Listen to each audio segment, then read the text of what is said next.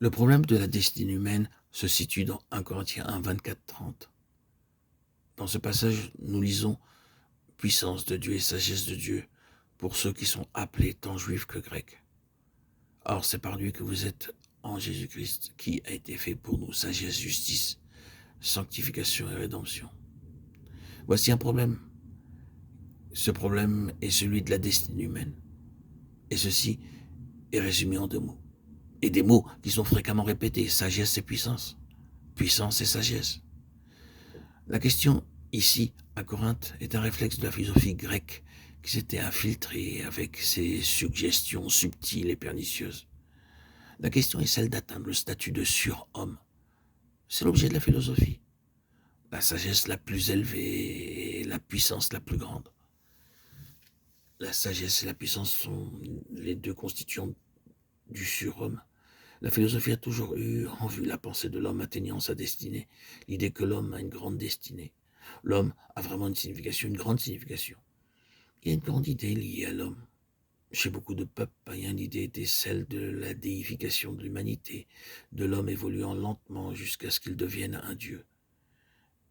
Il en résulte que le grand homme doit être adoré. Leurs héros étaient adorés comme se rapprochant de leur idéal. Et ce fut tout un mouvement vers la déification ultime de l'humanité. Et les caractéristiques de ce surhomme suprême, telles qu'elles étaient ainsi conçues, étaient la sagesse et la puissance. Ces peuples ont toujours cherché à acquérir une sagesse supérieure pour les introduire dans une position de puissance supérieure, et ainsi réaliser la grande destinée de l'homme. Le problème de la destinée humaine a été traité à la lumière de la sagesse et de la puissance. Et cela est à l'arrière-plan du monde d'aujourd'hui.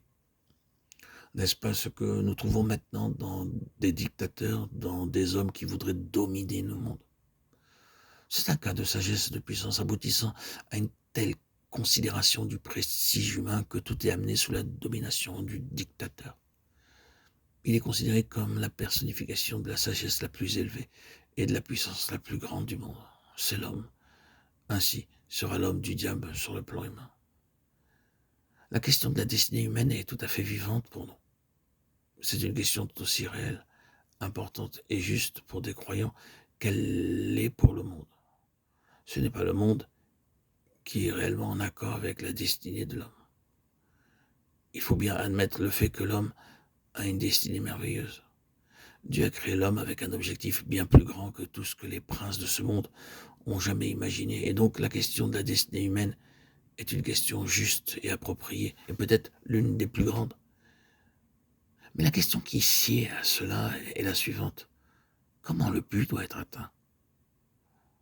La sagesse est tout à fait juste. Cet homme nouveau doit manifester la sagesse infiniment variée de Dieu à toutes les intelligences surnaturelles. Il doit être la personnification de la sagesse divine dans tous ses aspects.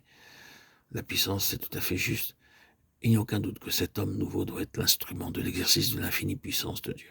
Il doit être une manifestation du pouvoir puissant de Dieu. Ces choses sont pour nous une considération juste. Elles représentent une question légitime, le problème de la façon d'atteindre le statut de surhomme. C'était constamment la question chez les Grecs, la réponse de Dieu par le moyen de sa parole et l'homme qu'il a désigné. La réponse est Christ en nous, la puissance et la sagesse. Christ en nous, dans la puissance de la mort et de la résurrection, résout le problème de la destinée humaine.